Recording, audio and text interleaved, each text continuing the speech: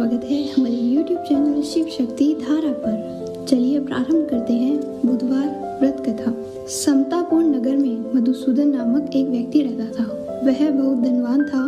मधुसूदन का विवाह बलरामपुर नगर की सुंदर लड़की संगीता से हुआ था। एक बार मधुसूदन अपनी पत्नी को लेकर बुधवार के दिन बलरामपुर गया। मधुसूदन ने पत्नी के माता पिता से संगीता को विदा करने के लिए कहा। माता पिता बोले, बेटा आज बुधवार है, बुधवार को किसी भी शुभ कार्य के लिए यात्रा नहीं करते। लेकिन मधुसूदन ने नहीं माना। उसने ऐसी शुभ अशुभ बातों को न मानने की बात कही। दोनों ने बैलगाड़ी से यात्रा प्रारंभ की। 2 कोस की यात्रा के बाद उसकी गाड़ी का एक पहिया टूट गया। वहां से दोनों पैदल ही यात्रा शुरू की। रास्ते में संगीता को प्यास लगी।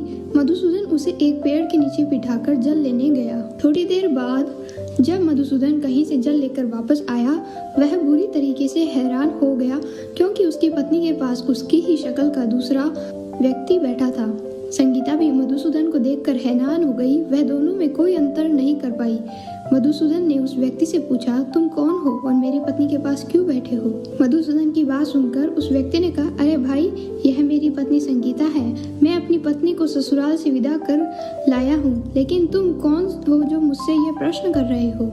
मधुसूदन ने कहा, तुम कोई जरूर चोर या ठग हो। यह मेरी पत्नी संगीता है। मैं इसे पेड़ के नीचे बिठाकर जल लेने गया था। इस पर उस व्यक्ति ने कहा, अरे भाई, झूठ तो तुम बोल रहे हो। संगीता को प्यास लगने पर जल लेने तो मैं गया था।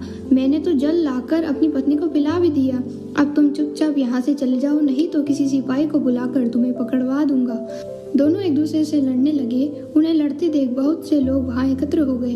नगर में कुछ सिपाही भी वहां आ गए। सिपाही उन दोनों को पकड़कर राजा के पास ले गए। सारी कहानी सुनकर राजा भी कोई निर्णय नहीं कर पाया। संगीता भी उन दोनों में अपने वास्तविक पति को नहीं पहचान पाई। राजा ने दोनों को कारागार में डाल दिया। राजा के फैसले पर असली मधुसूदन भयभीत तो उठा। तभी आकाशवाणी हुई, मधुसूदन, तूने अपने माता पिता की बात नहीं मानी और बुधवार के दिन अपनी ससुराल से प्रस्थान किया। यह सब भगवान बुद्ध देव का प्रकोप हो रहा है। मधुसूदन ने भगवान बुद्ध देव से प्रार्थना की कि हे भगवान बुद्धदेव, मुझे क्षमा कीजिए। मुझसे बहुत बड़ी गलती हो गई। भविष्य में अब कभी बुधवार के दिन यात्रा नहीं करूंगा। सदैव बुधवार का व्रत किया करूंगा। मधुसूदन के प्रार्थना करने से भगवान बुद्ध देव ने उसे क्षमा कर दिया। तभी दूसरा व्यक्ति राजा के सामने से गायब हो गया। राजा और दूसरे लोग इस चमत्कार को देख हैरान हो गए। भगवान बुद्ध देव की अनुकंपा से राजा ने मधुसूदन और उसकी पत्नी को सम्मानपूर्वक विदा किया। कुछ दूर चलने पर रास्ते में उन्हें बैलगाड़ी मिली।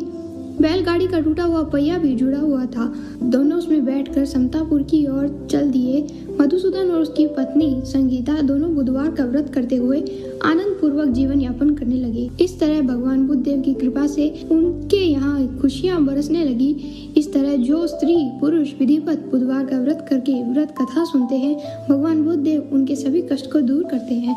अंततः सभी मनोकामनाएं उनकी पूर्ण होती है। ओम नमः शिवाय।